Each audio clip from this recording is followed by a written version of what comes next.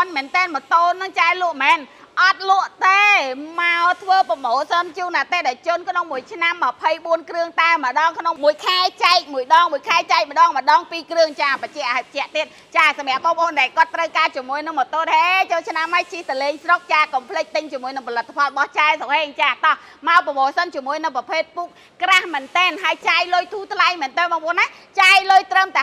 $59ទេបានពុកមួយសន្លឹកដែលក្រាស់គេងបានរហូតដល់10ឆ្នាំបាក់ផងស្រុតដូរថ្មីទៀតបងប្អូនហើយបងប្អូនមកមើលសាច់នេះសាច់ឡើងហាប់ឡើងណែនតែម្ដងទុនអត់ធំក្លិនអត់រមាស់អត់រោលអត់ស្គៀតចាបងប្អូនហើយ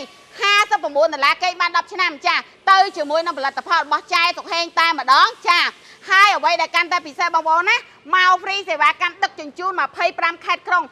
25ខេត្តក្រុងជូនអតិថិជនហើយមិនត្រឹមប៉ុណ្្នឹងឯងធានាទៅជាមួយនឹងប្រភេទគុណភាពទៀតបងប្អូនបាក់ផងស្រុតដូរថ្មីមួយវិញទៀតចាយកអវ៉ាន់ទៅដល់ផ្ទះអត់ដូចការឡាយកុំយកដូចការឡាយយកប្រើសម្រាប់បងប្អូននៅតាមបណ្ដាខេត្តចាអត់ស្រឡាញ់អត់ពេញចិត្តវេយកលុយវិញអត់ស្រឡាញ់អត់ពេញចិត្តវេយកលុយវិញមួយទៀតទៅជាមួយនឹងបានសំតំណាងតែម្ដងចានេះម៉ូតូរងចាំអតិថិជនទីស្រឡាញ់តើអតិថិជនមួយណាដែលមានសំណាងបានទទួលម៉ូតូពីចែសុកហេងចាចែករហូតដល់24គ្រឿងក្នុងមួយខែចែកម្ដងមួយដង2គ្រឿង